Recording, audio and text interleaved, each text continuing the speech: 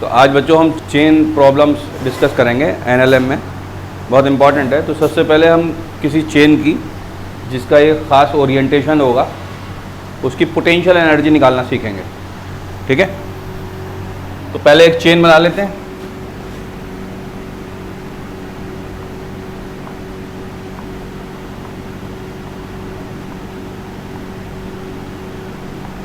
Suppose कीजिए ये एक आपके चेन है। इस चेन की यहाँ से लेकर यहाँ तक जो लंबाई है वो कितनी है? L। और पूरी चेन का जो मास है सपोज कीजिए वो क्या है? M। तो L मीटर लंबी चेन है और इसका मास कितना है? M kg, ठीक है। Now what we have to find, we have to find its potential energy.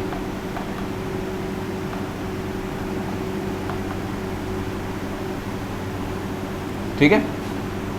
तो पोटेंशियल एनर्जी निकालने के लिए दो बातें खास हैं।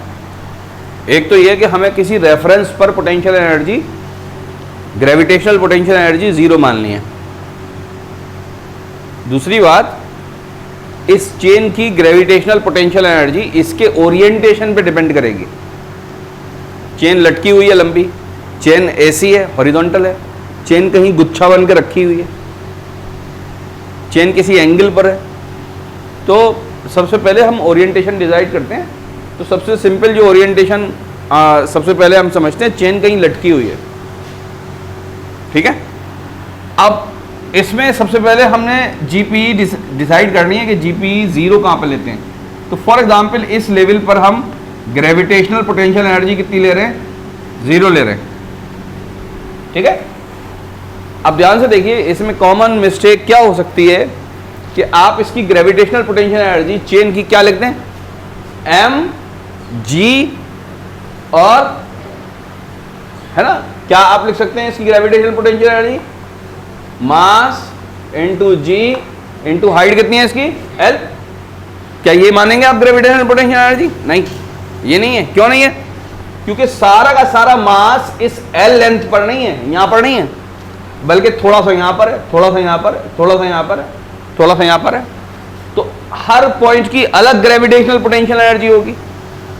हर पॉइंट की अलग ग्रेविटेशनल पोटेंशियल एनर्जी है, तो आपको क्या करना पड़ेगा? उसकी ग्रेविटेशनल पोटेंशियल एनर्जी निकाल के जोड़नी पड़ेगी। बात समझ में आने वाली है? तो ये तो पक्का नहीं आने वाला। सबसे पहले तो ये आपको समझ में आना चाहिए कि ये पक्का नहीं आने वाला, है ना।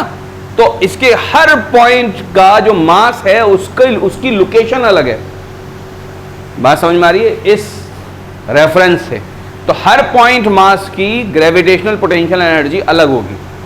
हाँ, अलबत्ता सारी चेन यहां पर कॉन्सेंट्रेटेड होती, इस जगह पर जैसे हॉरिजॉन्टल होती, तो फिर हम ये लिख देते अगर जीपीई यहां पर जीरो मानी होती। क्या ये बात क्लियर हो गई? तो अब तरीका क्या है इसके निकालने का? अब तरीका है कैलकुलस। आप में से कुछ बच्चों को बोर्ड का देना है, कुछ बच्चों को कंपटीशन देना है। तो जिनको कंपटीशन देना है वो तो बाद में खाली फार्मूला याद रखेंगे, लेकिन जेई के बच्चों को निकालना भी आना चाहिए, क्योंकि कब कैसा सवाल आ जाए कुछ पता नहीं है। और जो बोर्ड के बच्चे हैं उनको प्रॉपर पूरा डेरिवेशन आना चाहिए। बात समझ में आ रही है? तो अब जीपी निकालनी है, तो हम क्या करते हैं, यहां से एक्स हाइट ऊपर एक छोटा सा इंक्रीमेंटल लेंथ चूज करते हैं, dx। क्या ये बात क्लियर है? यहां से x हाइट ऊपर इंक्रीमेंटल लेंथ चूज करी, dx। इस इंक्रीमेंटल लेंथ का मास कितना होगा? dm। इस इंक्रीमेंटल मास की पोटेंशियल एनर्जी कितनी होगी? du। क्या ये बात क्लियर है? सोच लो। पूरी चेन से मतलब नहीं है हमें, हमने छोटा सा हिस्सा उठाया है चेन का, जो कि यहां से कितनी ऊपर है? x ऊपर है। और ये x कहां से कहां तक वेरी कर रहा है? 0 से लेके l तक। तो x कहीं बीच में है, 0 से लेके l तक के बीच में है, छोटा सा। अच्छा, ये इतना छोटा है कि इसके एक एंड से जब दूसरे एंड पे जाते हैं तो हम ये मानते हैं कि हाइट इंक्रीज नहीं हुई है। इतनी छोटी इंक्रीमेंटल लेंथ है, इसके पीछे एक फलसफा ही यही है कैलकुलस के पीछे। इतनी छोटी लेंथ है कि जो वेरिएबल चीज थी, पहले वेरिएबल क्या थी? लेंथ, हाइट वेरिएबल थी। अब क्या हुआ है कि ये इतनी छोटी है कि इसमें हाइट ही नहीं बदली है। क्या बात क्लियर है? ओके, इधर बैठ जाओ, बात क्लियर है? हाँ यही। और इसका मास कितना है? बहुत छोटा इंक्रीमेंटल मास है डीएम। तो क्या इस इंक्रीमेंटल लेंथ की आप पोटेंशियल एनर्जी लिख सकते हैं? लिख सकते हैं। क्या होगी? डी यू, है ना, डी यू एक्स भी बोल दो इसको, एट एक्स पर है, d you x is equal to इसका मास ग्रेविटेशनल इसका मास इंटू जी इंटू हाइट। ठीक है, क्या है? डीएम मास इंटू जी इंटू हाइट कितनी बेटा इसकी? एक्स। बोलो ये बात समझ में आ गई या नहीं? एक बात क्लियर हो गई? अब नाउ यहां पर जो वेरिएबल है वो है ये एक्स। अगर हम इसे इंटीग्रेट भी करें तो किसके रिस्पेक्ट में करें, तो हमको ये डीएम को बदलना पड़ेगा। क्या बात क्लियर है? अरे बोलो। अब इसको समझने के लिए यहां पर एक बेहतरीन सी बात समझ लीजिए। देखिए यहां पर लिखिए आप लेंथ,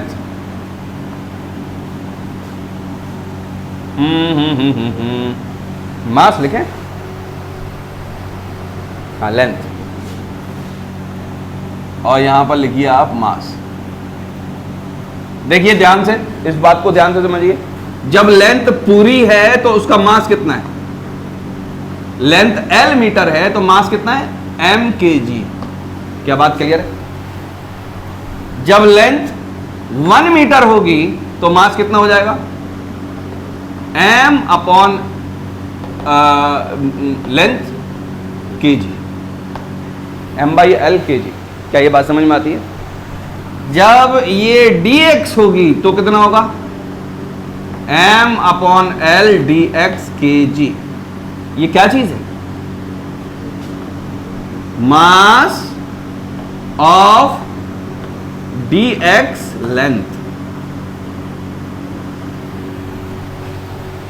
छोटे छोटे dx होंगे, यहां पर dx होगा, यहां होगा, यहां होगा, यहां से लेके यहां तक छोटे छोटे dx होंगे।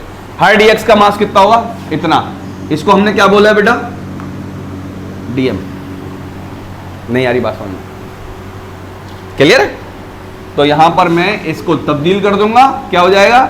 m upon L D X G X. तो कायदे में इसको इधर लिख लेना चाहिए, m upon L into G X D X is equal to D you X. Now this is the gravitational potential energy of incremental length D X at an height x। Now under this formula क्या है? mg/l x dx। क्या बात समझ में आती है? क्या निकालना है हमें? पूरी पोटेंशियल एनर्जी निकालनी है, पूरी पोटेंशियल एनर्जी निकालनी है।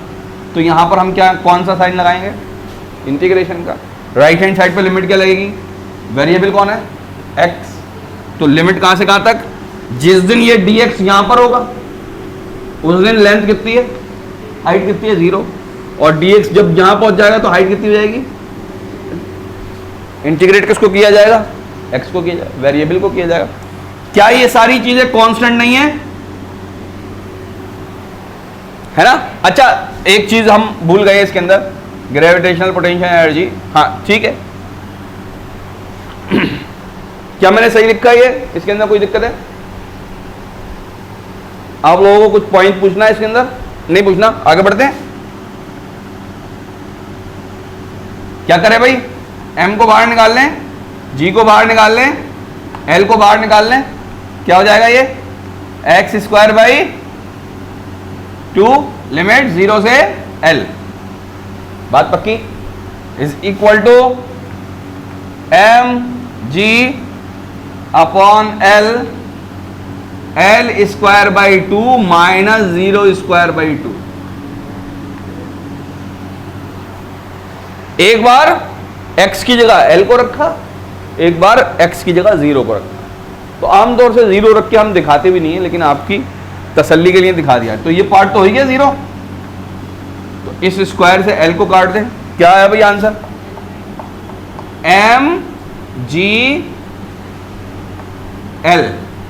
mgl upon 2 and this is the